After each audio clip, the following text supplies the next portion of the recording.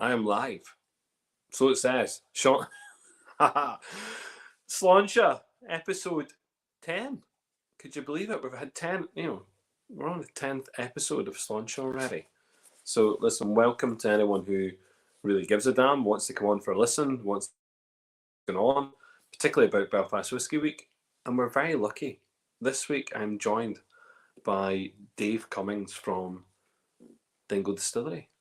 And look, if that is not a reason to turn up, I don't know what is.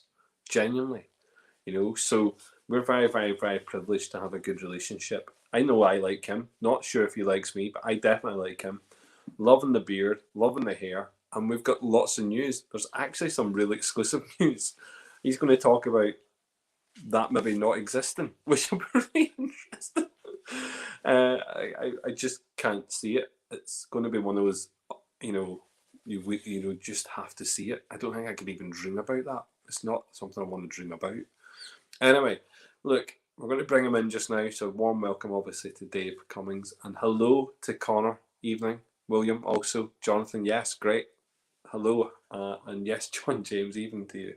So, yeah, let's bring in Dave for the crack. And he is here for the crack. Hello, Dave. How are we? Not too bad. Not too bad. And yourself? Unreal. Super. Good. Buzzing. We're going to chat all about Dingle, all about you, and then we're going to do some early bird releases of some tickets for the festival this evening. So plenty to chat about, plenty to get on with. Do you know what I mean? Yeah. And Dave, listen, just tell everyone who you are. If they don't know who you are, they obviously have been blind, for the last so many years. They're like, Dingle, yeah, I don't know a guy called Dave. Never seen a guy called Dave. Don't know who Dave is. So, look, explain yourself. I think Liam there is calling me Jesus, but anyway, it was one of my old nicknames, JC. There, it's not Jesus. It is not Jesus. Although he does bear gifts at certain points, and he has managed to turn really, really, really, really, really, really, really, real water into whiskey, which I think is a Jesus thing. Not right? Yeah. So I suppose I'm the Irish brand ambassador for Dingle Distillery and Porterhouse Brewing Company. They're sister companies, but yeah, it's kind of a mixed bag of things I do. It's like brand ambassador, but also sales, and then also some international stuff. So because we're a small distillery, so kind of do a mixture of everything. So I'm pretty much out on the road every day, and then just doing talks, taste events. So I was doing an event last night for Animation Dingle. It was like a cocktail drinks reception, and it was people from all over the world. So that was a bit mad. And tomorrow night, then I'm doing a training session with our staff from Cork. So yeah, keeps me busy. Yeah. You have been kept busy. Do you know what's really nice? I love watching your feeds. Your social media feeds are great. It's all about the cows. Busy time of year. We like a bit of alcohol.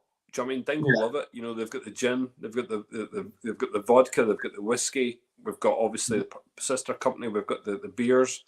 Yeah. But those cows. I mean, that surely you've got a massive passion for those big beasts. You know what I mean? Yeah, I'm actually taking in my first one of my first. Well, it's an Irish mild. It's a rare breed.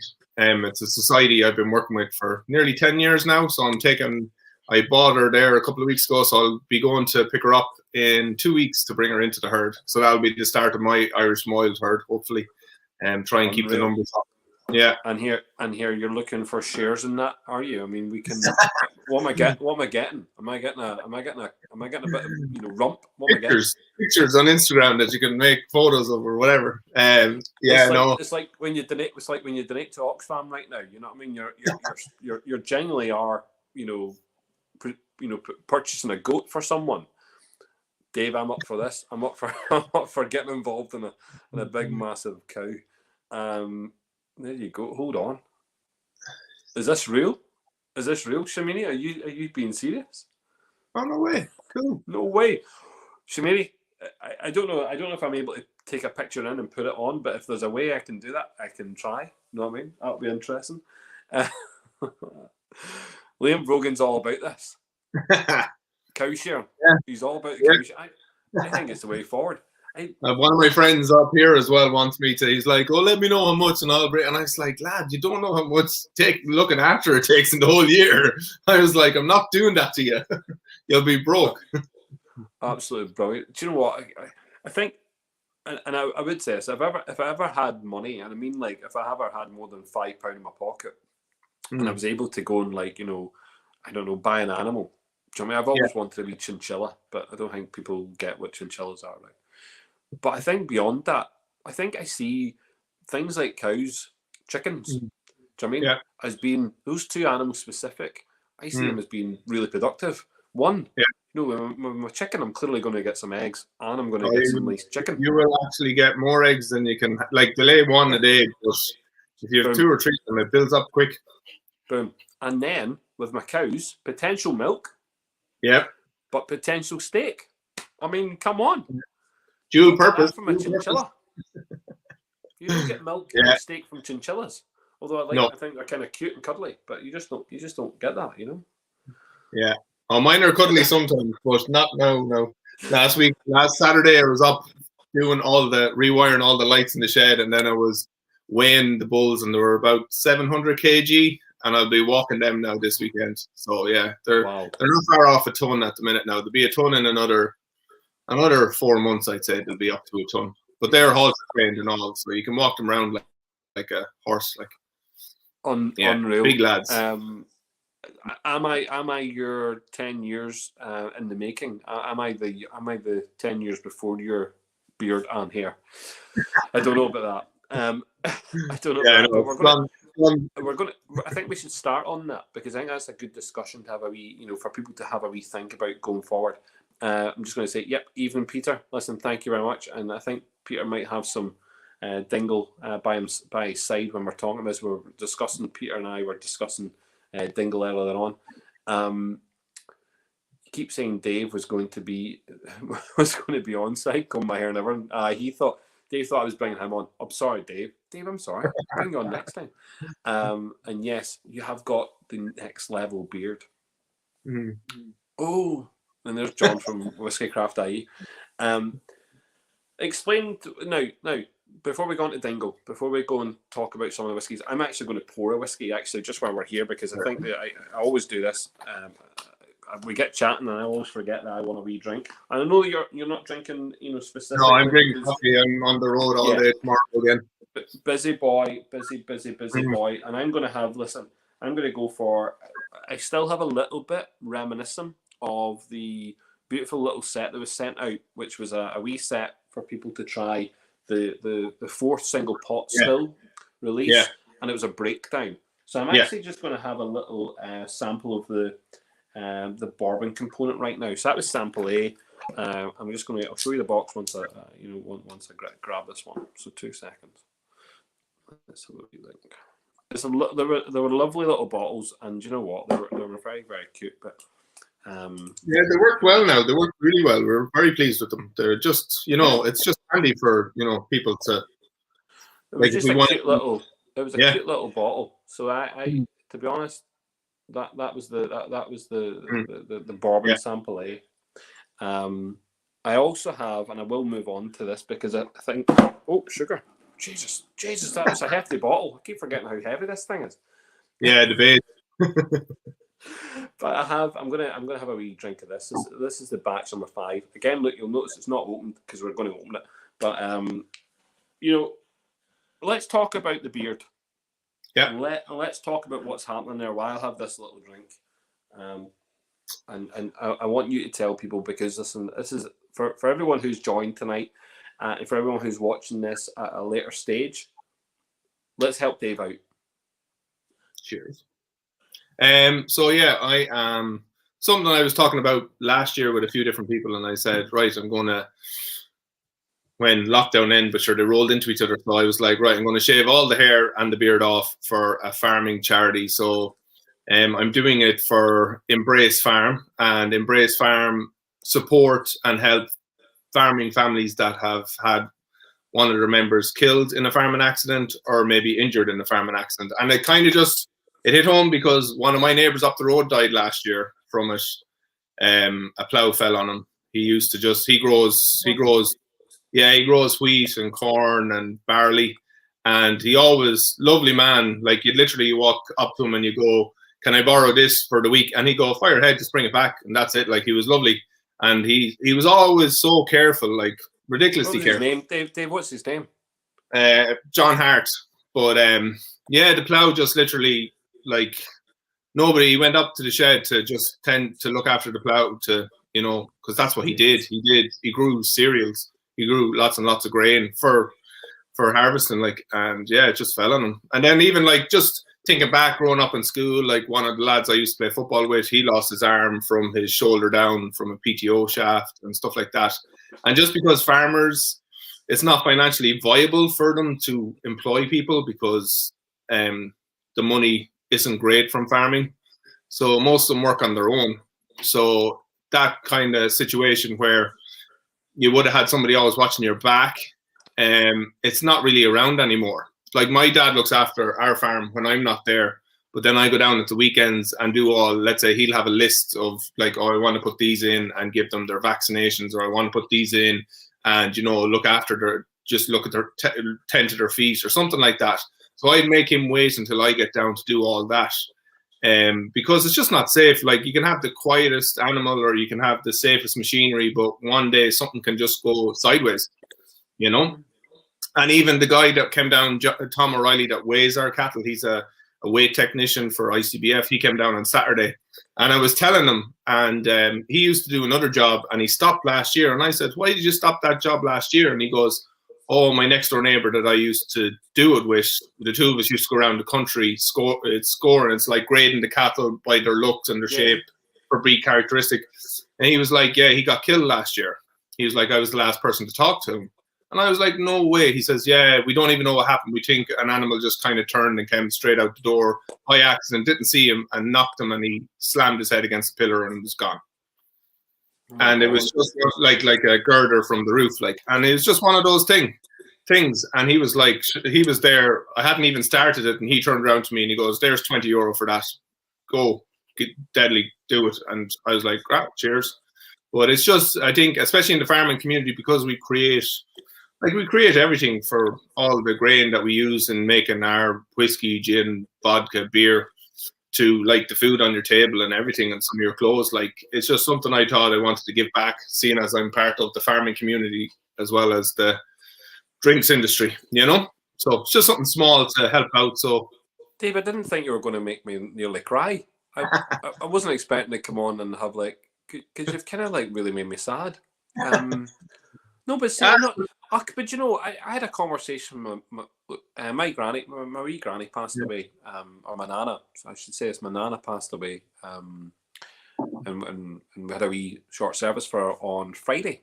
Now, my other granny, so my dad's mummy, her family, so the generation before her, and before her are all farmers. They were all farmers, And I suppose the problem here would be they got to that generation where there was not enough work in some parts, and they had to, go elsewhere. They had to disperse, and or other big farms were buying up smaller farms, and it was making it a little bit easier, So I had a conversation with my dad. He said, "Why did no one continue that farming tradition within our family? Where they were farmers.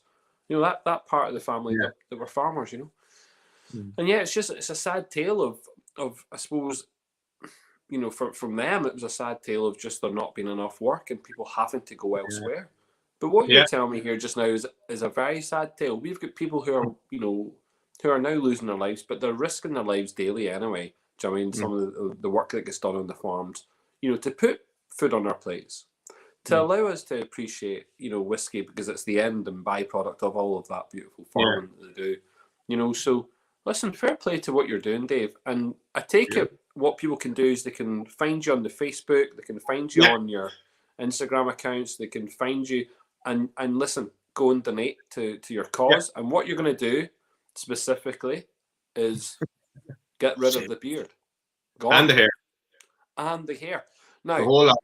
I think if people want to make, to make large donations, not small donations, large donations, and with that, put in the wee comment section, "Dave, before you do it, here's a big amount of money.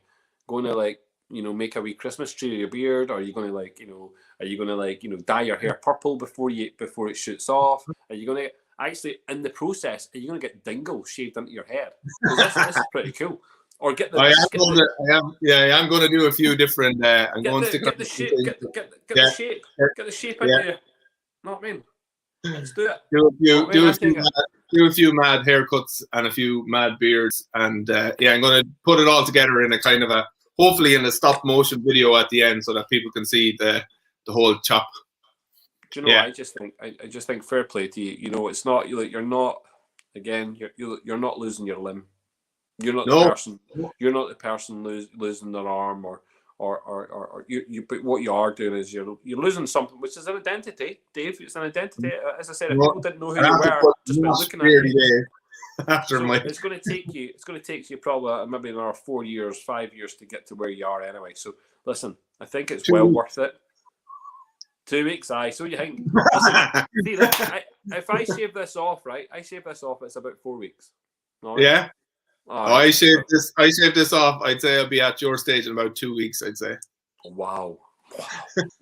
That's class. I know it grows pretty quick. I tell you what, right? Stephen, you do it, right? The day you do it, I do it at the same time. We'll see how. Yeah.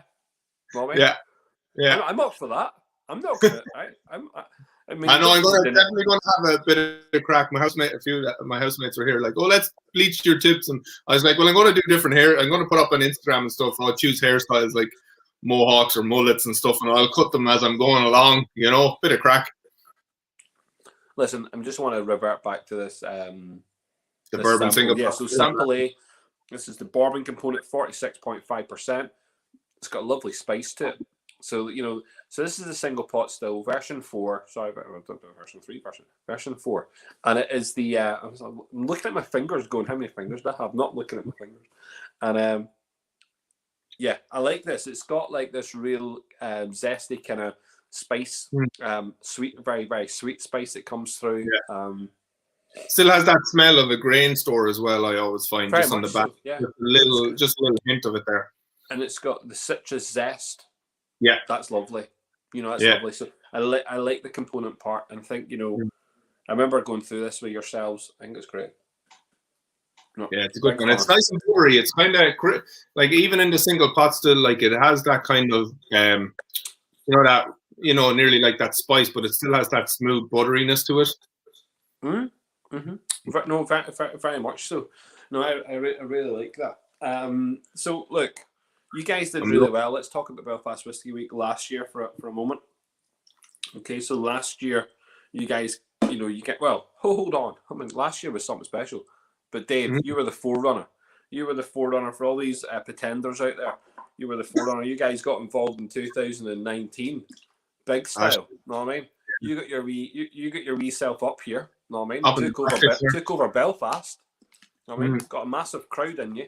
And do you know what you did? You provided a tasting whereby I think a lot of people were, we're still looking at your early stuff, so we're looking at maybe, I think at that stage, batch 1, batch 2, batch 1, batch 2 was batch 3, maybe batch 3, but definitely batch 1, batch 2.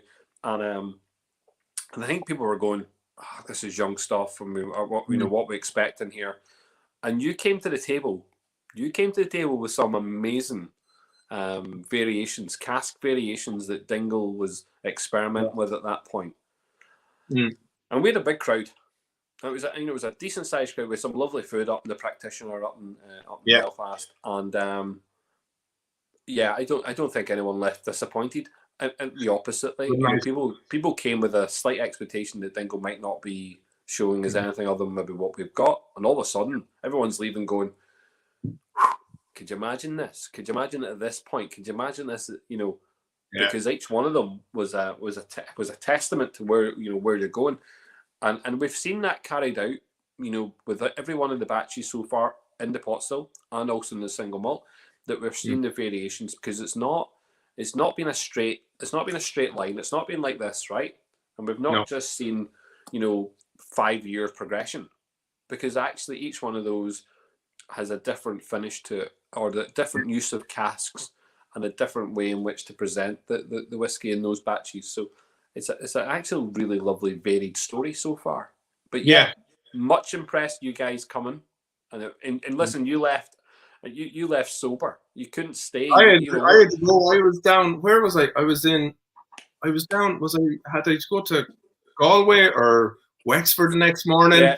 And I think I was planning. Oh, I leave at about 10:30, 11. I think it was 1:30 I left, and I was like, I am going to be bollocks tomorrow. And I was like, screw it. Because it was just great crack. We were all just chatting, and I brought up one special cast sample, and sure everybody was going mad for it. I think it was the Amontillado I brought up that time, and everyone was going bananas for that one. Yeah, I mean, look, if we could have stole your bottles, we would have. That was the. But and listen, there was people who were part of the tasting, and then there was people who just hijacked the tasting because we were in the bar, and you know what? The thing about the festival is there's people milling about. They're in bars. They're in the places we're in, and people were just like, tasting your product, and they were like, what is this? This is class, So, in fact, we've actually gained at least one person from that point as a member of the club who literally just came in. So she's on tonight, I believe. So, Lou, wasn't it? Yeah, Louise. Yeah. So, I remember you introducing her that night and saying that she was just kind of after joining in, and I was like, oh, she's dead on, like, and I was like, the more the merrier, like, that's the thing, bring people, I know. So look, we appreciated that. It was great crack, and listen, to have the faith, because that's the way I look at it. You had faith in the festival. You wanted to come up and do it. I really appreciated that. And then for you to come the next year, and look, yes, last year it was all virtual and stuff. You know what I mean? But you guys, Dingle went out their way to like do something special. You guys released two whiskies at the same time within the festival. I was blown away by that. Well, I kind of sat down with Graham and I was like, going, Belfast Whiskey Week, mark it in your calendar. We're doing it every year. I was like, it's the one we want to be at. And I was like, going, whatever the lads want, we're doing. That's it. And he was like, I'm game. So yeah, I kind of threw him in the deep end because Graham loves he's like, you want to do the Zoom? And I was like, no, come on, you're coming doing it with me. And he's like, oh, I don't know. Once you get him talking, he doesn't shut up. But it's just he doesn't, and he is good value. Like, he's good value, isn't he? Do you know what I mean? He's dead on. He's getting ready now for our next release. He's even got the shorts on, doing laps of Dingle Town. Getting fit for it. Losing those Scottish pounds he had. Absolutely brilliant. And you do have another release. That's the interesting thing. So at the moment we're sitting on, and I'm going to drink it in a minute, in a wee while, but we're sitting on the 5th single malt. Yeah. We had a cast strength version of that, and then we've got the single malt, and then we're sitting on the 4th pot still release. Yeah. And for the first time ever, our 4th pot still release cast strength, and that's where we're sitting. Yeah. That is where we're at. There's not been, other than the founding fathers bottlings, there's not been another independent bottling like the Super Values. Am I right? No. So there's not been any more of them. Big Max released one, but that was a founding fathers cast. Yeah, so that's founding fathers. The founding fathers are, we're going to keep them separate, and I think they're their own separate identity. Zoltan, maybe he's on tonight, but all he'll talk about is his bottle. Yeah, because they're private casts, so they don't really like. They're private casts. It's like any distillery. Let's say, for example, in Scotland, like you pick any of the distilleries. Some of them have thousands of private casts because it's been going for so long. Like they're part of Dingle, but they're not part, let's say, of our portfolio. Like I wouldn't have any of those bottles for tastings or anything like that because they're private individual bottlings. And some of them we will never see the light of day because some of the people that have bottled them have taken them and you'll never see them. Yeah. They've literally brought them for their son or daughter's wedding and they're already gone. Already drank. I'm just on the sherry component. So the Oloroso sherry component part again comes in at 56.5%. The color is unreal. The color's great, isn't it? But the smell on this is just superb. Such a different spicy note. This time we've got that, and it is not that sweet, cakey spice. No, it's not. Yeah, the pastel gives it a bit of a difference. Yeah, it's fiery chili going on here. It's It's really nice, like. Well, I really like that, but again, a very kind of toasted crumpets or something. There's a kind of toasted crumpet note on the nose.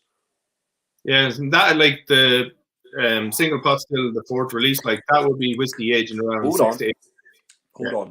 There's the ginger. There's the ginger spice, and it's actually just gingerbread. Yeah, it's like there's liquid gingerbread. Kind of like raisins on the back as well, but not as much as you'd normally. It's more, yeah, as you would say, gingery kind of spice. Little touch of dried fruit on the back, but not that much. Yeah, that on its own, we don't need. I suppose the interesting thing about these component parts are, they do stand up by themselves. They can be on there by themselves, yeah, because like when we were talking about it, Graham was like to me, well, who came up with this doing like a breakdown of the, and I was like, me, years ago, because we have the stock and we can do it. And people can actually see, you can actually taste the different component parts, which is, you don't always get to do that, especially with like a younger whiskey where it's still like got that kind of edge to it as well. Back in the days, now it's getting on there, thankfully. I'll be honest though, Dave, I think it's one of the best ways to showcase, and not that I advise anyone on how to show off their whiskies, but I think it's one of the best ways to genuinely show and reflect upon the whiskey which is being developed. And look, if it's good enough for Bushmills to break down their spirit and show you, if it's good enough for Powers, if it's good enough for Redbreast, then it should be great for all the new distilleries coming through, because actually what we're seeing with the new distilleries, and you're the forerunner of all this, Dingle are the forerunner. Let's remind ourselves that Dingle are pressing ahead and full steam ahead. If you guys can show people that breakdown, how the spirit is interacting with the different woods, I think it's great. I just think it's for an enthusiast, for a drinker of whiskey, it's a good journey. It's a lovely journey, And it just gives you, fair play. And sometimes some people wouldn't know like the taste the finished product, and they'll be like, oh, they wouldn't know which component they'd like, and then when they taste the components, they're actually surprised because they think they would have preferred one over the other, and then it actually, a lot of the time, it turns them on their head, and they're like, oh, actually, you know what? I thought it was a big bourbon head, but I think it might be a sherry head now instead. Love it.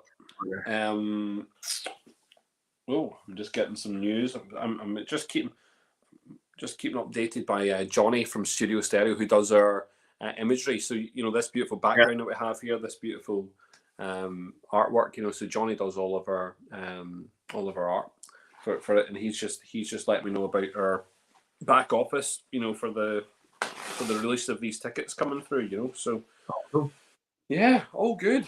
Apparently it's going to work, but. I think. I hope. Just launch it and see. That's all you can do. And run with it. But yeah, we've got a few interesting things coming down the track now. It'll be like, I know everyone's a bit more restricted this year, but it'll few nice things coming down that will actually allow us to do a few more things in the distillery, and you'll see a few more, options coming out from us. So. Tell me this, Dave. Room for expansion at the distillery? Well, we're at double shifts at the minute. We are looking to renovate in the next couple of years. It has been on the plans, but the lads have been around looking. Like they go like when before COVID, they would have been like in the UK, in America, just looking at other distilleries. I think Elliot was up a few weeks before me when I went up to see Jamie and Hinch. Just to go around and see, because different parts, and then when you see something laid out, you might be like, oh, that might work if we twist it a different way or turn it a different way for us. So yeah, like the distillery will be renovated in a way so that the lads and the girls can work, and visitors won't be completely on top of them. But we're not going to we won't be increasing much more. We might move to like trying to do 3 lots in the week, or 3 shifts in the week, a triple shift instead of a double. But that will be it. We're not going to be going into pushing up to do lots more volume. So at the minute, we're doing about 20 casts a week. So that will be what we are doing currently. in double shifts. So you'd have like 3 or 4 distillers on in the morning from 6 to 2, and then you have another 3 or 4 on from like 12 to 8. Okay. Yeah, Graham as well. And you're getting stuff at the moment. What markets are we in? So we're in Ireland. Ireland. Do you have stuff in London just now? You got stuff out in the UK? Yeah, and in Germany, I think, as well as France. We went into America originally. Would have been nearly 18 months ago with just the gin and the vodka, and then we followed the following spring with the whiskey. So batch 5 was the first whiskey to go out in America. Okay. Okay. Super. Is it in every state in America? Just obviously the licensed one. We're working with Hoteling and Co. So they have a lot, generally the East Coast. They do a bit in San Francisco and California as well, San Diego, a few states like that. So yeah, they'd be the ones that would look after us in America. Okay, super. Mm-hmm. I'm just wanting to talk about a couple of wee things. It's quite specific on other parts of the business. You have a new release of a beer, porter, or something. Chocolate truffle. What is it? Say it again. Chocolate truffle stout. Chocolate. So I when you told me this earlier on, like, I don't drink beer, don't drink stout, don't I? Yeah. But do you know what I like about those things? It's I like the way in which you can use them for whiskey at a later date. But for everyone else out there, chocolate truffle stout, people, because there'll be a lot of stout drinkers. I'm going to answer a couple of quick questions there, Dave and Jonathan. There might be an issue if you're trying to order more than one box. Let me know if it's an issue with more than one box. Okay, and I can try and remedy that very quickly. Anyway, sorry, Dave. Talk about this new release. When's it coming out? Tomorrow. It's literally the lads were canning it today, so it should be in some shops tomorrow, but then for next week. So we normally would do it in keg only, but we're doing it in can this year because obviously bars are closed. So yeah, it's pretty much a stout with some chocolate added. So chocolate truffle stout. It's each year we make it in keg. It's sold before we've even met it. It just like you can't you can't make enough of it. It's a limited edition. I brought it down to the Franwell Beer Festival last year, the Easter Beer Festival, and it was hilarious. One lady came in and she had an Easter egg with the top chopped off, and she was like, "Fill my Easter egg with chocolate truffle." It's like no bother at all. But it'll fly. It'll absolutely fly. I'm kind of getting the walls with that. People just ringing me, going, "Oh, when can I get it?" or all that kind of crack. So yeah, and then we will be releasing a whiskey then about mid-May in another. Yeah, it was meant to be mid-April, but the foil on the top, we were changing the color of the cap, and that slowed everything down. Getting shipped and stuff. So yeah, mid-May. You will see it. Wow. Mid-May, you will see a core release of Dingle Single Malt, which will be core release. I like that. Yeah. So a continuous Dingle whiskey that shall be upon your shelves, and sneak preview. That's it. That's a wee bottle. I'm sorry, Dave. You didn't send me any. It's okay. I'm not gonna cry. I only got it off him in Dingle last week. But I was down in Dingle last Monday and Tuesday. I was moving our copper pot still display, the one that's made out of solid copper and walnut. I move around different off licenses and we do displays in them. So I was moving it from Cork to Kerry, and so I stayed in Dingle. I went down to Dingle, and Graham was like, "Oh, he's marrying the whiskey together." So we were just sitting down chatting about it and going through it. So yeah, coming soon, and a different top, because this has got a red top. Yeah. I'm going to open this one. So this is batch 5 single malt. And look, you know me, Dave. I actually like to buy them and then open them. So I don't understand, why not. I just love the bottle. I mean, do you know what the best thing about the bottle, right? And I don't know, but I don't have a sticker on the back. Is that what? I don't know why. That's Where's my our hand picture? labeling gone wrong. Do you know what? I think. Well, do you know what? Has it got a number on it? No, it doesn't have a number. Oh, that might be one of the ones I sent up for the. Was it? Oh my god, this is not. Yeah. Oh my shit. I've taken the wrong bottle off the shelf. This is interesting, Dave. And here, people who know me in the whiskey club know I'm an absolute dick when it comes to this. I always reach for the wrong bottle. So this is bottle, nada number. There's no number on it. I should have checked that first, because I was going to say the best thing about these bottles is my beautiful pictures at the back. Like, yeah, I think, Liam O'Neill. Do you know anyone that takes the pictures off and like frames them? No, well, like you can buy his pictures, but they're expensive, lad. They're like, I did a drinks reception for his latest. I did last year or the Christmas before. I did a drinks reception for his. Yeah, got a cool pop. Fucking quality. Yeah, some of his paintings go for 35 grand upwards. Yes. And I was there doing a drinks reception for him because he's sound. He's gas crack. He was like, he messaged me and he was like, bring me a whiskey, but bring me a bottle of whiskey, but keep it under the table. It'll be just for me. And I was like, no bother at all. And everyone else is on gin and tonics. And like before they'd even open, there were people who were going around, oh, I'll take this one. And I was looking at some of the prices, 35,000, 55,000. I was like, oh my God. Yeah, but he's dead on. So he's. I love the bottles because I'm an old bar head, and I always like bottles that fit in your hand and don't slip, like when you're pouring them. Because some bottles can be really awkward. Like especially if you're in a busy bar and you need to, you're trying to pour stuff and you don't have optics or that. Obviously, with some of the bottles, you wouldn't have optics, and your hands get wet, and you don't want bottles slipping out of your hand. So that's why I always like a bottle that just kind of fits in your hand, and you can swing it around pretty quick and fire it back onto a shelf without much hassle, I like this, Dave. I'm loving this, and it does give you that kind of dessert fruit kind of finish to it with the Madeira.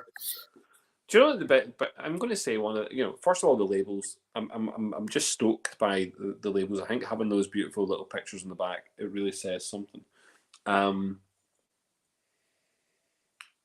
But I also really like on the bottle, or not on the bottle, but in the bottle is the 46.5%. For the standards.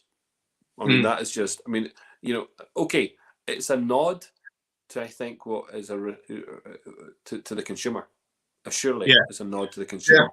And to make it 46.5%, you really are giving us the chance to manipulate it slightly at all stages. So thank you very much for that. I really do appreciate it. No worries. Yeah, I think that was Peter and Oliver and Liam at the beginning. Like that's like they set up the porterhouse bar, so they're very keen on their drinks. Like, so for them it is kind of it has to be something that the drinker is going to want to drink. I think everyone wants to drink this. I think this is the thing about this. We're now, I'm going to say it. We've Bushmills has been there. Sorry, I'm drinking. Sorry, batch 5. Batch 5. Okay, batch number 5, single malt. And what age is batch 5? Stuart's asking. There you go. It's about 6 to 7.5 years generally. Yeah. Which is and it is lovely for that kind of age bracket. And I think that what's interesting is Bushmills, lots of great malt. Okay. Yeah. So we really can't knock them for their malt. And then we've got, what else do we have malt wise? We've got the Cooley malt. Yeah. And again, really good. You cannot knock the Cooley malt. And the two of them are very distinguishable from each other. Very much so. You can spot them a mile away, not a mile. Like they're very distinctive. Yeah, because the Cooley has that big, massive green apple, whereas the Bushmills is more of the kind of stone fruit. But even sometimes the Bushmills, I think you can get a little bit confused because you will get a little bit of apple coming through, and again sometimes the use of casks, sometimes clouds judgments. But I think that what's really interesting here is that you are giving us a unique taste. So this tastes nothing like the Cooley. and nothing like the Bushmills. So Dingle has this entire identity, and that's what I said. See, be able to break it down and watching it progress. Core range when it comes, excellent this year. That'll be lovely to see, Dave. That'll be lovely to see that. And it'll give us, like, I was chatting to Graham about it, and I was like, with the core range, it's going to allow us, like, we're not going to stop doing some batches and releases, but it's going to allow us to do kind of more individual. They'll probably be a bit smaller, but they'll be more like, it'll allow us to pick really exceptional casts that we think, okay, this is something that's going to say something, and we bring it out. That kind of way. But the Dingle, like when I was down in Dingle last Monday, like, it's just the climate is ridiculous. I was like, for me as a farmer, I was driving by and lads that cut grass like silage, and I was like, what the absolute hell? I was like, I haven't even got my cows out. I won't have them out for another month and a half, and these lads are already cutting some grass. I was just like, it just holds this temperature that it rains a lot, but it never, goes too much under 10. Just keeps it. It's perfect for maturing the casks. Like, I'm just thinking to myself, in terms of the core range, is it going to be then a 7-year-old? Is that what it's going to kind of, It's not going to have an age statement. Oh, not age statement? No age statement. It's going to be just single malt. But let's say the marriage of casks that are going to be put in it are going to be the same. So the taste will be the same going forward, but it will evolve a little bit. So like each batch will be like, it'll be similar, but not obviously identical, because of our casks are all aged in first fill barrels. It's just not. It's going to taste the same, but not exactly the same. We're not going to add in anything to. It's still going to be the Dingle way of, this is what's in the barrel. That's the only thing you're getting. And you've got a lot. I mean, look, we know you've got lots of different barrels to play with. Being at that first festival tasting, boom, we know you had lots of different barrels to play with. You know what I mean? So, I am certainly drawn to the port finishes that you've had. I really have appreciated. Number 5 to me, just because I'm drinking it just now, but it is. I did it through the summer there, and again, I think it's everyone knows I chase certain types of whiskies, rum finish whiskies, and everyone will hear me talk about Madeira finish whiskies.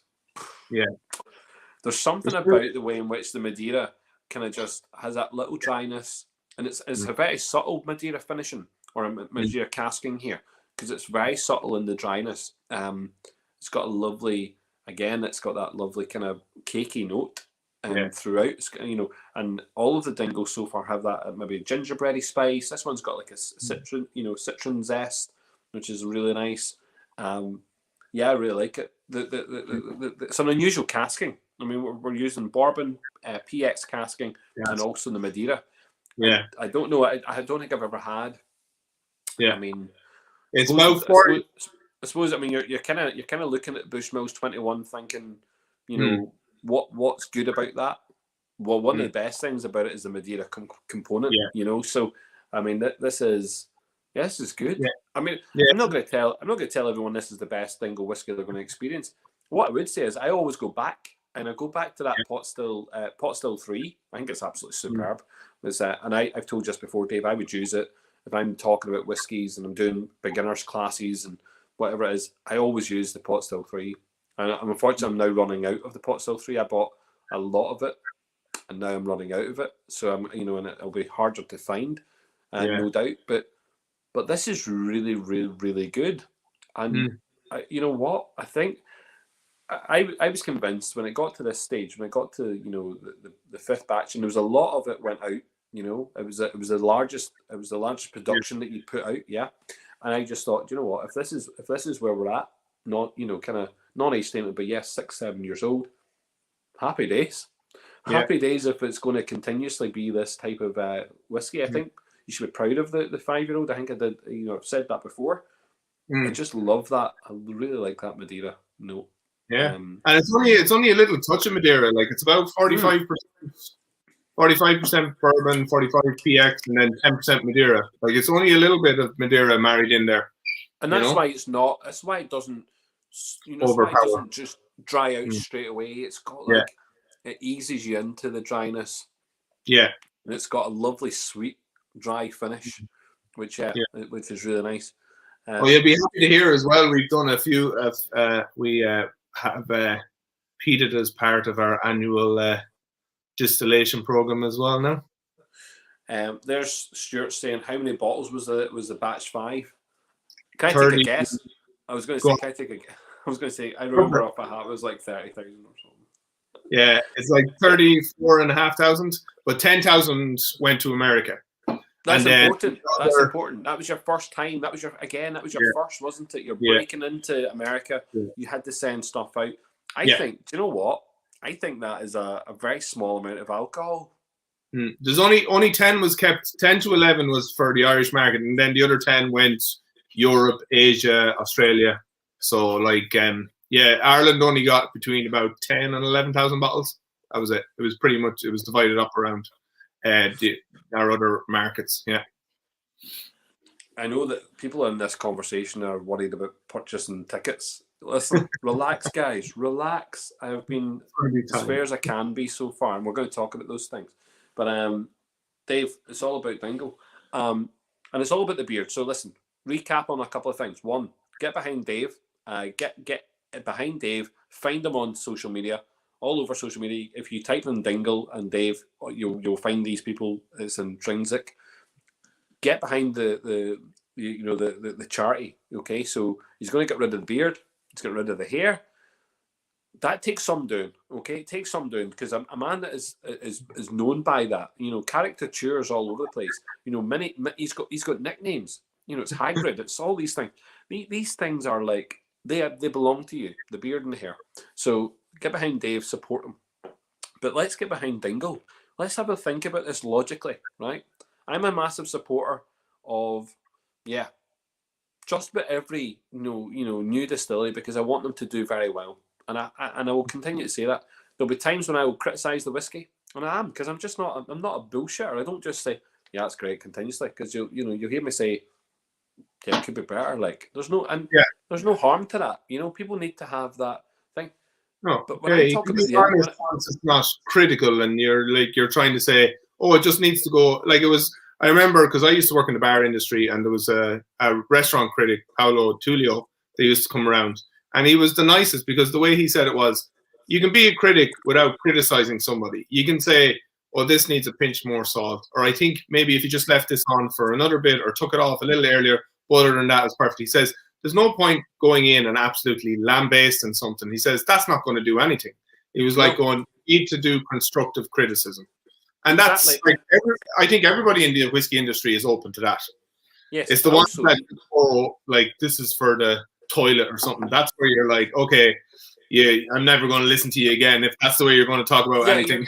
You're not going to take that seriously either. You're not going to take that kind of criticism seriously, because what you need to be thinking about, and this is one thing I think about whiskey continuously. It doesn't matter where it's from, who it's from, who's giving me it. If I went to the shop, I generally think about how good it tastes, and if I don't like it, it's my personal opinion. And one of the big things is I don't want to impart or impose that personal opinion to then stop someone believing that, or having a chance to taste the whiskey. And so I'm always conscious, 100% conscious, that these are my preferential tastes. I'll talk about my preferences. These are the whiskies that I go to and go and look for. And even when I don't like something, I will say, listen, do you know what? That there's for yourself, a way to find out. Don't take my word for it, because that would be ridiculous. Do you know what I mean? You don't believe what I have to always say. You know what I mean? And I'm just conscious that we've got Dingle is that breakthrough, the breakthrough moment, the breakthrough distillery, the one that is pushing the industry with all these new distilleries, and it has to be supported.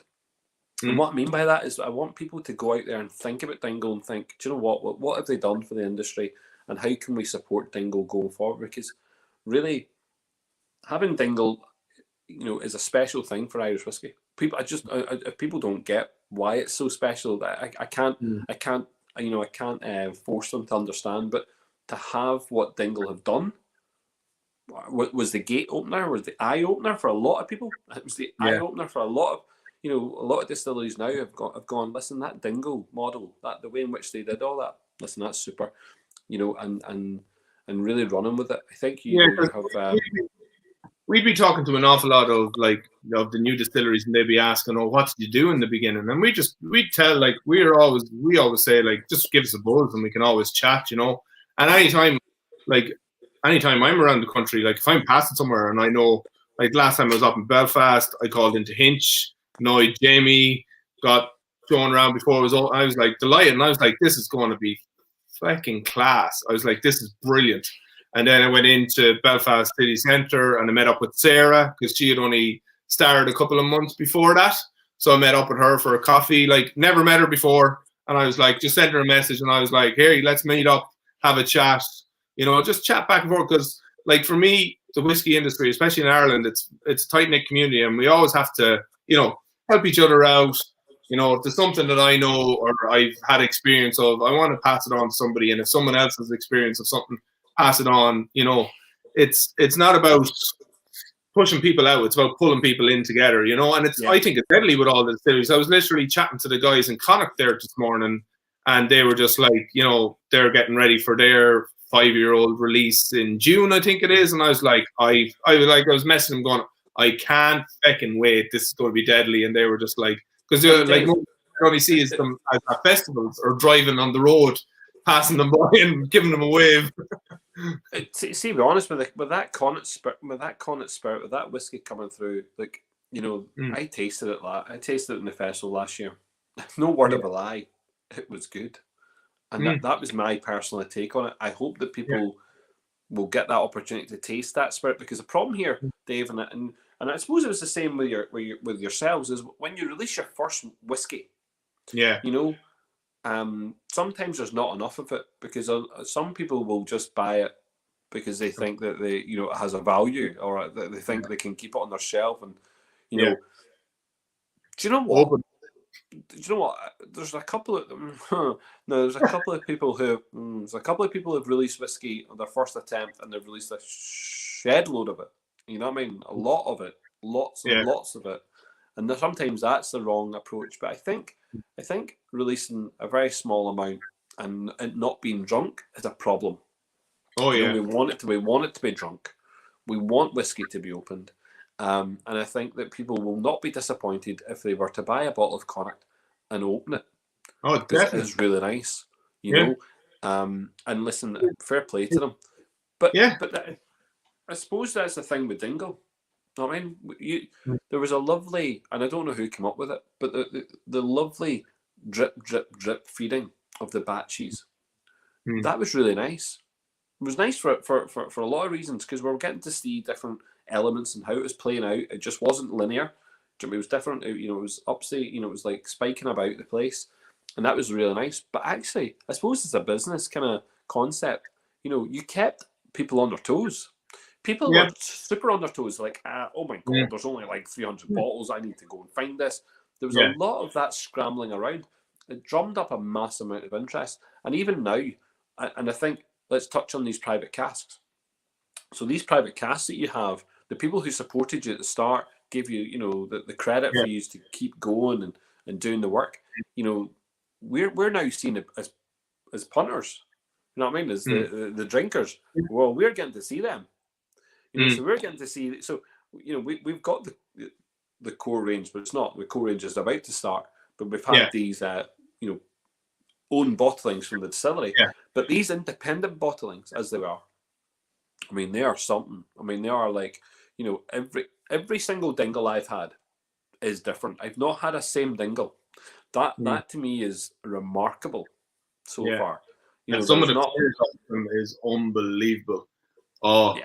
When the lads are bottling them, I'm just what did that come out? I'm just oh my God, the color, you could stand behind it and you can't even see it, and it's only you see the other person behind it. It's a bottle, and you're just holy. I'm just that's mental, the amount of color. It's just unbelievable. And Dave, you've not I mean, I was going to say Dingle they've not had an easy ride. There has been the critics. People have criticised Dingle, and actually I feel that in some parts, there'll be parts of the whiskies that have been produced that deserve criticism, insofar as they'll deserve criticism, be it from anywhere, because those whiskies maybe don't conform to some people's tastes, or indeed exacting standards that they think that a distillery should be at 4 or 5 years old. Do you know what I mean? But anyway, there is a sharp and a very, very, very, very, very sharp comparison between Dingle and each one of these new distilleries. Yeah, in a way, because each distillery now that comes beyond, or comes behind, Dingle, have to live to an expectation level, because Dingle have actually, started that trend. And I think maybe there's a reason why some distilleries are getting a bit of a kicking, because actually, if we are doing comparables and blind tasting and maybe looking at a 3-year-old Dingle compared to a 3-year-old X, which is coming now, well, actually, was Dingle really good in comparison? So even the critics that you might have had in the past might now be looking at it going, well, actually, we kind of saw this coming, because Dingle was this, and look at these other ones, they're not that. So there is a bit of a thing where, the critics, the actual people who are not drinkers like me, like I'm just an enthusiast. I just want to drink and I want to have fun. But those that make it their end game to discuss the whiskey and write it down and share their thoughts and impart all of that, maybe some of them will come round to the thinking that, do you know what? Especially in the early days, I would not get to the point, on a personal level, to get to a point where I would be highly critical of a whiskey until I felt that it was of comparable age with, what I see as standards. And we have standards in the industry. And let's just look at some of them. So for a blend, you have a Jameson, that's a standard. You have a Black Bush, it's a standard. You've got a Bush 10, it's a standard. These are standards. Do you know what I mean? These are bottles that you can place down and say, at this point, at this point, and this point, this is standard. These guys are really good at that. They've been churning out for such a length of time. And when a distillery can get to that point and say, well, here's my 10, and here's the Bushmills 10. Well, at that point, then we can look at all the other parts and components and say, well, do you know what? I'll still choose the Bush, or I'll say, oh no, I'll be choosing this 10-year-old, because actually we have stepped, or we've got to step above that, or we've got to the point where we're actually on par. And I think that there's been a lot of criticism geared towards new distilleries, and I think the expectation level of people has sometimes been a little bit silly, and people need to be given a break. So and here, to be honest, we're on a very, very, very, very, very short journey so far. We are not on a long journey. Dingle's the forerunner, and they haven't even got to 10 years yet. And 10 years is the benchmark in whiskey industry standards, really. When you look at it, and across all of them, it doesn't matter where you are. I mean, in whiskey production, Scotland, Ireland, the Japanese love their numbers. Let's look at that and think, why is it that they strive for a 30-year-old, single malt Scotch? Because actually, the 10-year-old's the benchmark way back there, way back there. So, and that's the thing. It's just not like 3 years old. It's not 4 years old. It's not 5 years old. It's not 6 years old. Blue Spot might, say it's 7 years old now, right? But it's not. It's not these numbers. There is a 10-year-old, and that's the really. You get to that point. That way, I think people can then really start being critical. Unless Dave, unless you come out and say, Dave, unless you come out as Dingle, right, and you say, Paul, this is the best whiskey you're going to taste ever. Now, see, at that point, I'll say, Dave, don't talk shite. I like it. I really like it, but it's not the fucking best. And so don't set yourself up to fail. And I don't think Dingle have done that. I think they've been very honest. There's been a lot of honesty and integrity shown. Yeah, like you've been at two or three of my days, and I literally go, look, this is a journey. You're with us on a journey from the start. Hopefully, like we'll be. I'd say for us to release, because we're kind of playing around with releasing an age statement further down the line, and it probably will be a 10 or a 12. But like for us to release a 10, like our whiskey is probably going to have to be aged 12 years. So that's still another 4 years away, like, you know, before we even start looking at the 10, you know, so that we have the stock there, the stock quantity there to keep it going and not just have it, you know, to keep a steady supply of it. But like, as you said, yeah, I wouldn't be shooting down these, like any of the new distilleries. Like it's a lot of hard work, and like, no one's going to get it perfect. No one's ever going to get it perfect. No one's ever going to get it right. I don't think there is such thing as a perfect whiskey. There's just different whiskeys. And that's the thing. And different whiskeys suit different people. And that's the beauty of it. If they were all the same and all perfect, then it'd all taste the same and it'd be boring as hell. So, like, you know, we would be those beautiful little sheep in those fields just following each other constantly. Yeah. And you know what? We would just, there wouldn't it's be a the same thing no matter what bottle it's in, and you're just like, no, you want stuff to, and yeah, like, I'll never say like this is the best thing you're ever going to taste. I'm going to like taste it and tell me what you think. You know, never going to say to you, oh, this is the best thing since sliced bread or whatever. No, taste it, tell me what you think, tell me what like flavors you get or what taste you get or what you think it needs more of or less of. You know, that's the fun, that's the beauty of whiskey. It's, you know, everyone gets their own individual input. It's like, make it your own. If this one's not yours, then maybe another one is. As you said, you'll never push your personal preference on somebody because that person might actually love that whiskey that you don't like.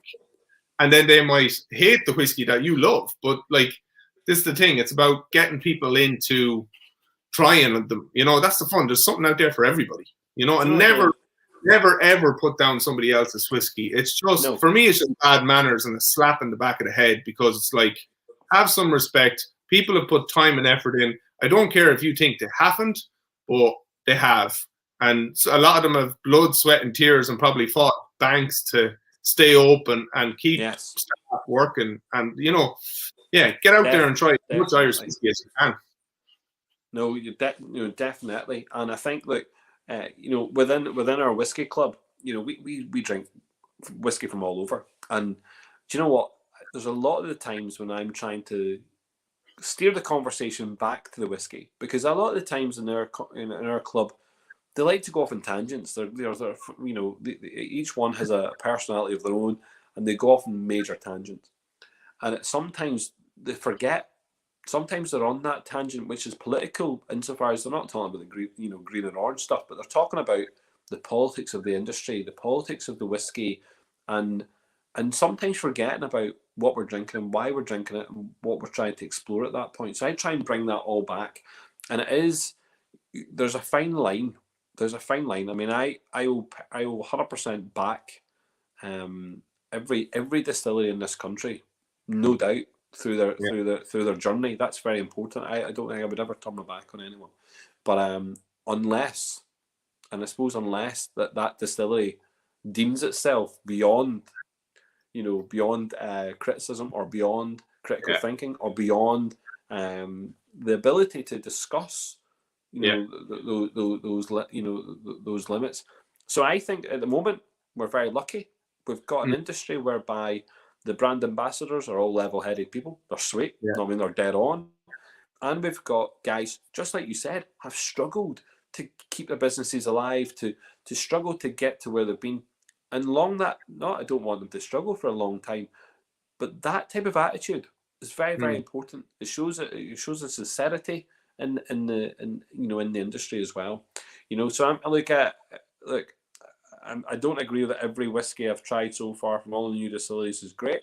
It's not, and yet it's good, and it's good, and we know, I know potentially that there's good things to come, particularly from some of these guys who really are putting every ounce of their I suppose every ounce of their work and sweat, but also every ounce of their know-how, their nous, there's a level of intelligence within the whiskey industry which is really nice to see. So, like, I see great things. Look, I just think Dingle deserve the real recognition, and I want to keep seeing that pushed. You know, I mean, that people really think about it. You know, but there is some serious innovation with some of the Irish lads. Like, that's the one thing I love about the Irish, us Irish, is that, like, we hit a wall and we're like, feck that wall, we're going round it, we're doing something to get over it. Like, and no matter where you look in the country, somebody is doing something, whether it's the lads in Cologne, or it's the lads down, in Power Score. So somebody's doing something different, and somebody's got something on the go, and it's going to be amazing. Like the amount of different whiskey that's going to be out there in like 5-10 years time is going to be ridiculous, and it's going to be great. But it's not. I mean, it's the best thing for the consumer. Yeah, more choice. It's just, what else would the consumer want? I mean, the consumer has cried out for so long for choice, and I think that now we're being given it. People need to just not bite off people's hands and slap people's faces, and just enjoy the fact that you're going to have lots of choice. And yes, I do think we're still easy 5 to 10 years away from having the marketplace for us to really understand it properly. I don't think this is not a short, and it's not a quick fix. Anyone who's in this as an part of the industry, anyone who is thinking they're going to get a quick fix as a distillery or even a bottler, blender, bonder, it's not a quick fix. It's not a quick fix, guys. Dottie just announced he's releasing his next one, a bourbon and rye cask one. That would be a good one with WD O'Connor. Like he's doing some really great stuff. No, indeed, and I think people can be grounded and level-headed. With that, would be good. Dave, I'm going to start talking about the whiskey, but you can stay on and listen to the chat if you want. Yep. Do you know what I mean? But I think we've discussed Dingle a fair wee bit, and I've really appreciated your honesty tonight. I really have. People are just writing into the chat. People are saying, I thought I really should actually bring this one back up. Garth's one of our club members, and quite specifically, I thought that was really, I thought it was a really interesting point. Yeah, do you know what I mean? And fair play to him. So there is a progression. There's no doubt there's a progression there. And Rab, super stuff. You're spot on. And yes, the big boys do have to learn, and they are learning, and they're maybe starting to think about things a little bit better. Kieran McKissick, listen, you're such a joy when you come on here. Thank you very much. Dave may want to share his charity haircut with who? Who are you going to give your hair with? Who are you going to give your hair to? That's the question. Fulton's bit light on the top. He might want some, does he? Maybe he does. He is going to be a bit thin. Is that what it is? Peter says Paul Batchley is fab. Problem is very smooth and far too easy to drink a lot. Yes, that's Peter. There. It is good. It is super good. And Michael's saying, look, Dingle busted the door open and loads have piled in. It's been brilliant for the island. Super.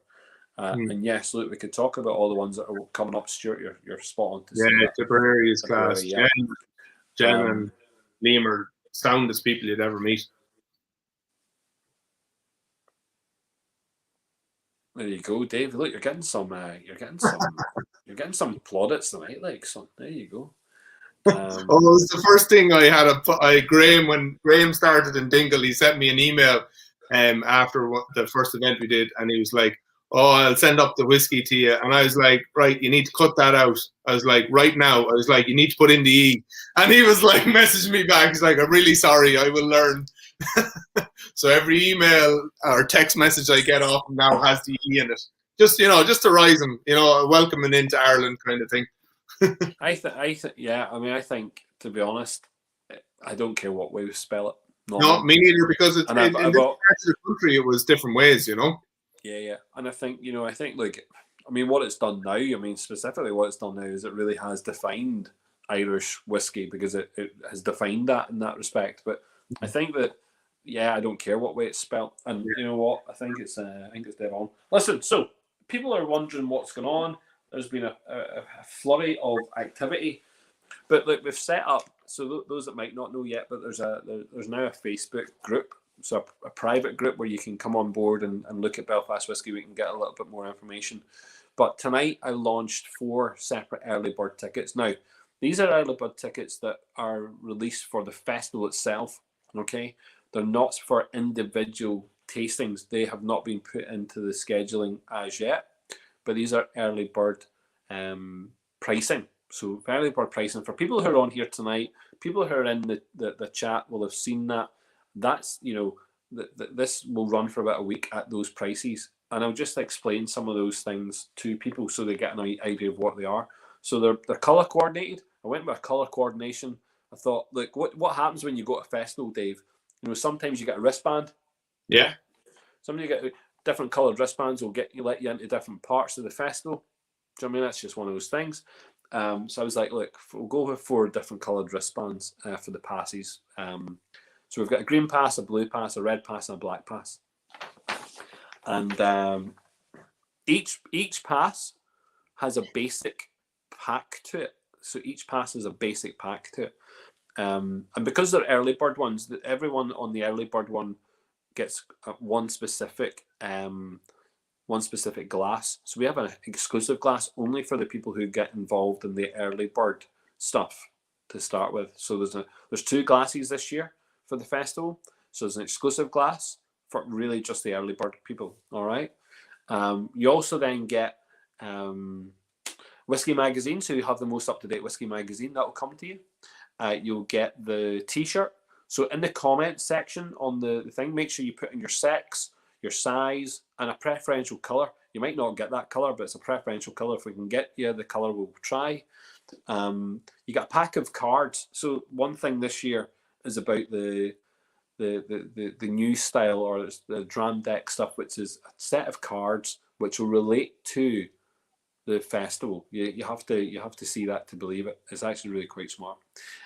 You'll get the program. So we've got a written program, like an actual program. So you pretend you're at the festival. You can look at all the different tastings on your program, and then you get the bonus box, and we'll talk about the bonus box in a second. And that's standard. That is a standard pack of all the packages of all the passes. So that's what happens.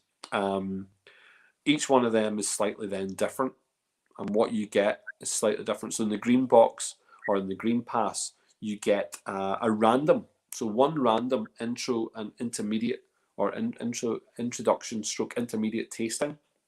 And that will give you access to one of those tastings specifically over the festival. If you were to go for the blue pass, then you're going to be given 4 of them. So 4 random intro and intermediate tastings.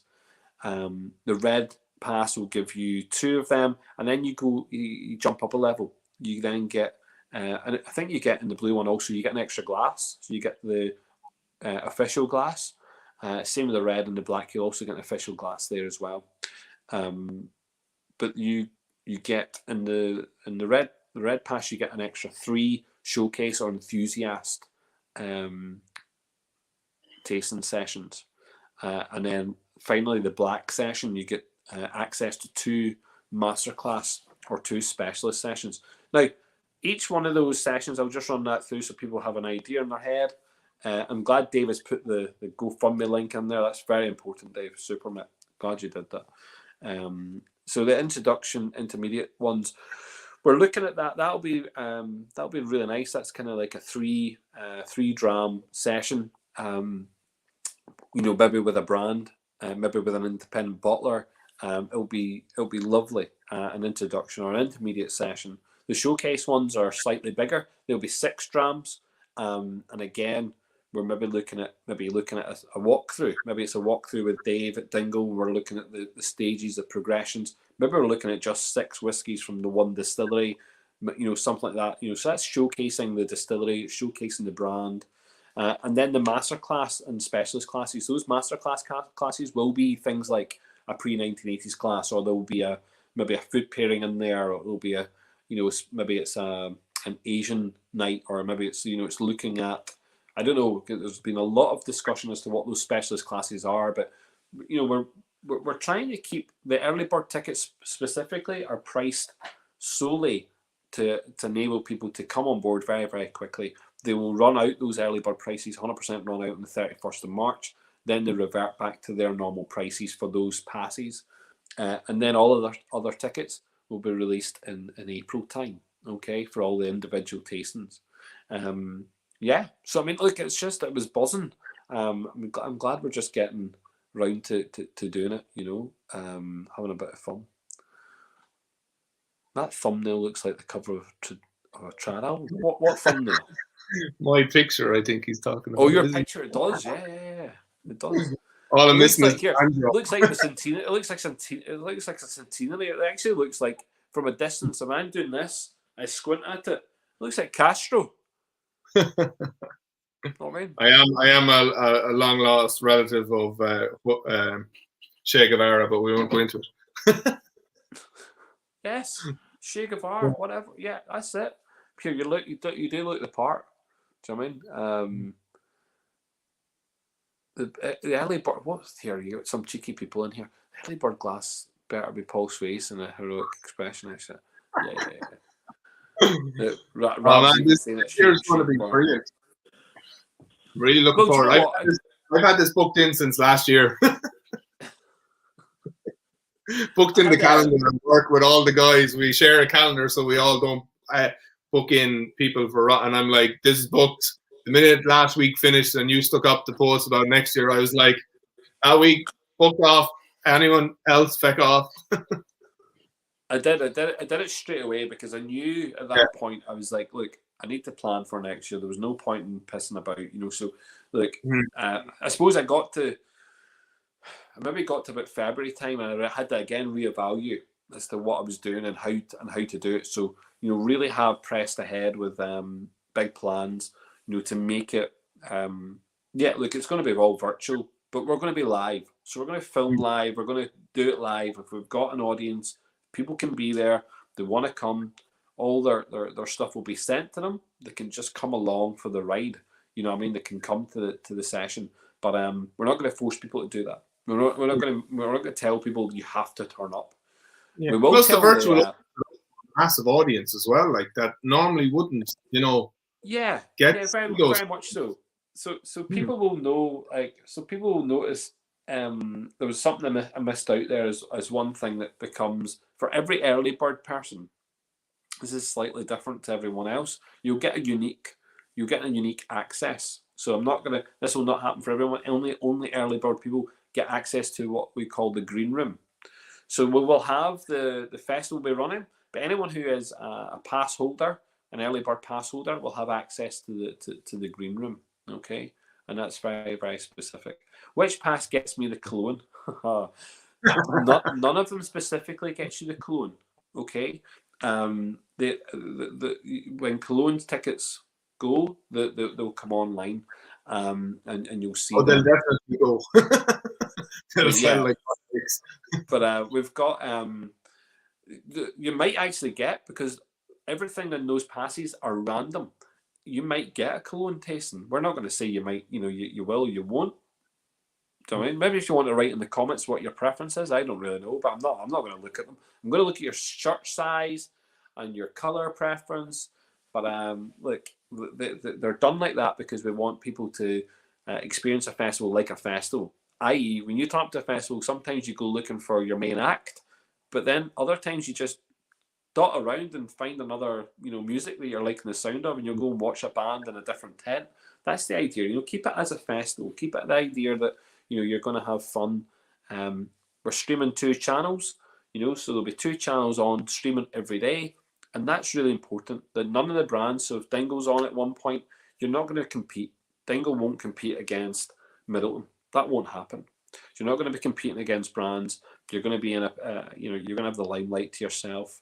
And I think it's definitely we're taking this a step above anything I've ever seen. Like, I don't think there's anything that's been like this, and there won't. And I don't think anyone will do it. It's a massive trendsetters in this field. Say again, Dave? You're definitely trendsetters in this field. Like, you've really took it to a new level. Like, no, but you have, and fair play to you, because an awful lot of people last year when the shit or the COVID hit the fan, everybody was like, okay, postpone. And you were like, no, going to do it, going to get it done. And I was like, when you said that to me, I was like, I'm there, whatever, go. Yeah. And I was like, fair play. Like, you were literally the only Irish Whiskey Festival last year. Literally the only one, and you put on a stonking festival. And now this year again, you're going, you know what, let's go bigger. Or go home, and I'm just like, we're definitely going. I was talking to somebody about you today, and I was like, Paul, he just comes up with these things, and he just goes and he gets it done. And I was like, he's a genius, for what he comes up with, and I'm like 100% behind you all the way. Like now you're making me feel like No, but like I'm touched. people, you're out here always kind of talking about Irish whiskey and people, and like for me, and I can probably say this for any of the whiskey ambassadors and anybody in the industry, like we say a big, massive thanks to you for doing this. You're taking your time to do this. You're taking your time, your blood, sweat, and tears. Like, yeah, you love doing it, but it still takes time and effort, and like you're doing it. So from us, like a massive thanks, like because you're getting this whiskey out there. It definitely takes. You know what? It definitely takes a wee bit of time. But you know what? We've got. Do you know what? Funnily enough, we've got lots of lovely people. So you know, it's nice to go and ask someone. Here, I know your skill set's this and this. Going to be able to do something for the festival. Can you do this and do that? But we are very blessed. I think in Belfast, we're blessed with a core group of people. That club is huge. Do you know what I mean? It's a big club, and they're all super like eager to help out and do stuff.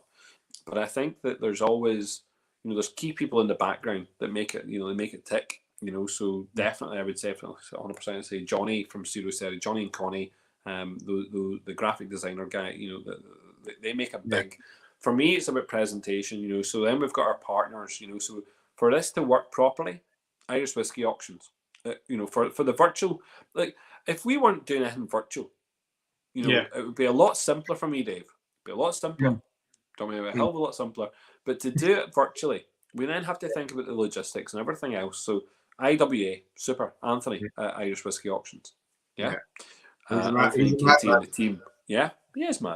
You know what? And he gets his stick. But I tell you something, he doesn't deserve it because the guy's trying super hard to make things work. Yeah, and he goes out of his way. Of course he does. Yeah. And look, he's helping a lot here. He's not just helping Belfast Whiskey. He's helped a lot of different organisations. He's helped a lot of charities. He's helped a fair amount of different people to get to where they are and what they're doing. So, and that includes big businesses that he's working with to help them with their strategic issues in logistics. So, I think he's done really well.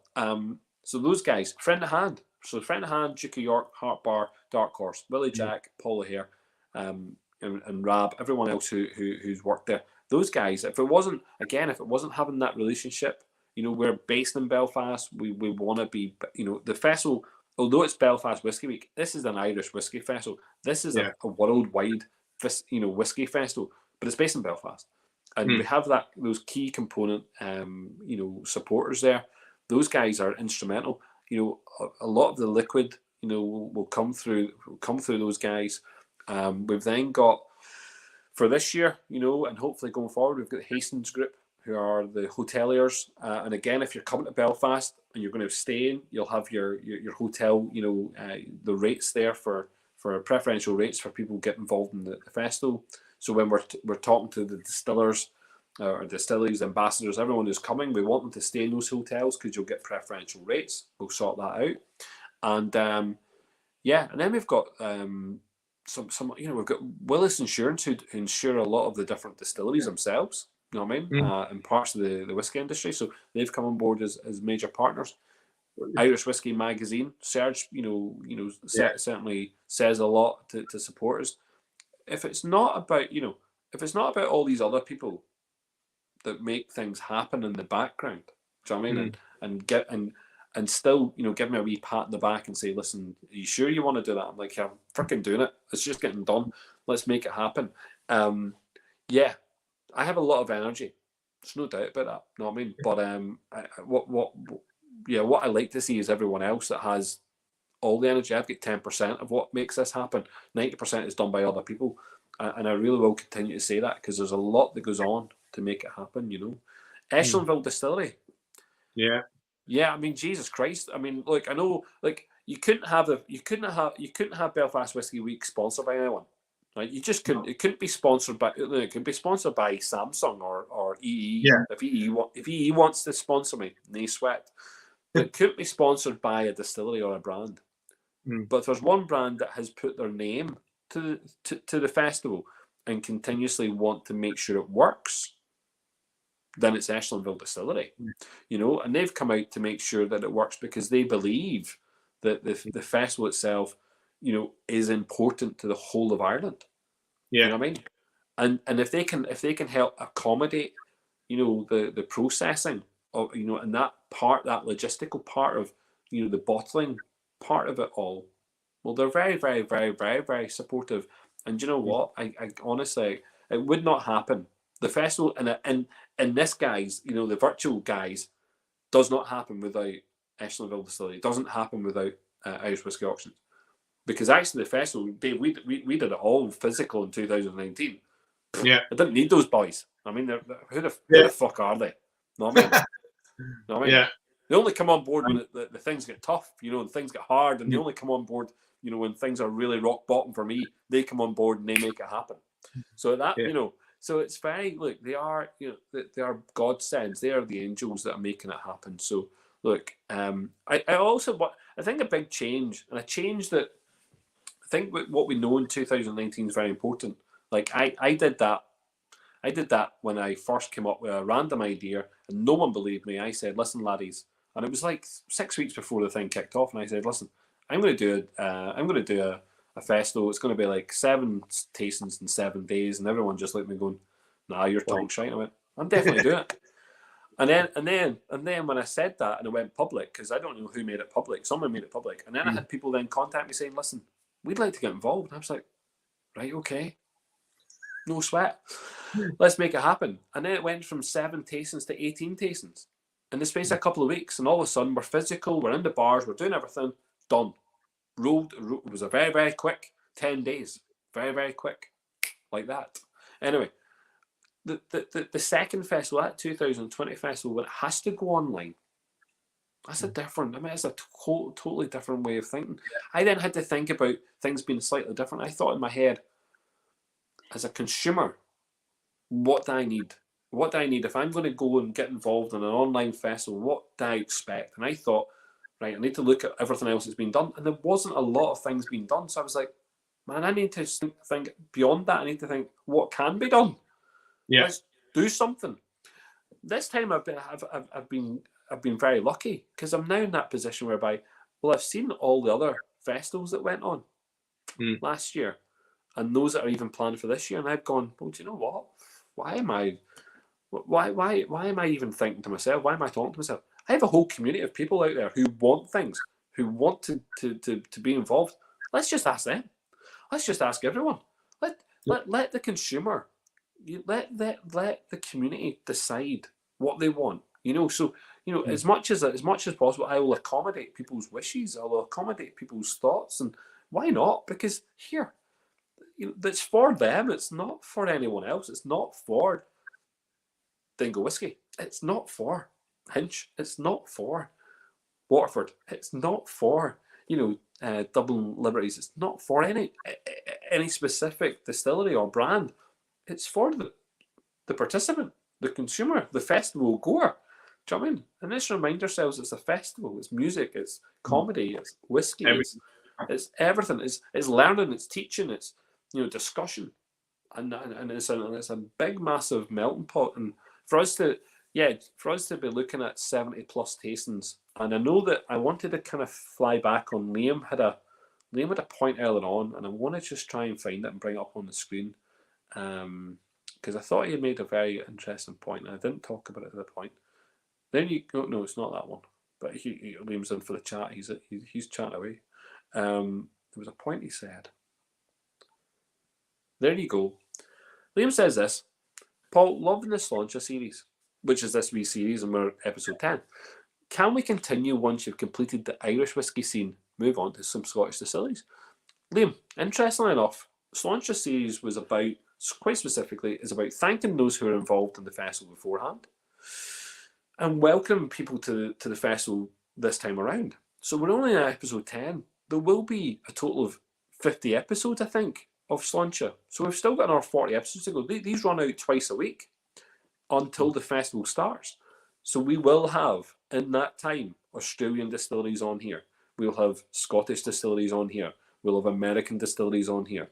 We'll have distilleries from all over the freaking world on Sláinte, having the crack, having the banter, doing what me and Dave have done tonight. Although Dave took up a wee bit more time than I thought he would, but that was very important because we got to talk more about the beard, and I think that was extremely important. So yeah, look, I mean, it's I think, you know, this has been, for me, this has been crack. It's been good fun, but it's also, let's go back to this. It's about me being appreciative. I'm appreciative of every distillery and brand that's ever, you know, had a bit of faith in the project, a bit of faith in the festival. And I think I always have to go back and say thank you. And I think the Sláinte events, the episodes have done that. They are about saying thank you very much. Do you know what I mean? Or, you know, this isn't a paid, you know, collaboration. This is come on, Dave, have a chat, talk about Dingle. Hopefully people listen to us. Hopefully people come on and have us, you know, have a bit of a chat. And there's been a lot of banter, a lot of crack in here tonight. And I like, that's what it's been. That's what it's for, you know. Exactly. Dave, Sláinte to you. Sláinte to you, lad. And I know you can have your coffee or whatever you've got. But yeah, listen, I'll be back on Monday. But listen, thank you very much. And Sláinte to everyone else. Thank you. Sláinte. Take care. Good night.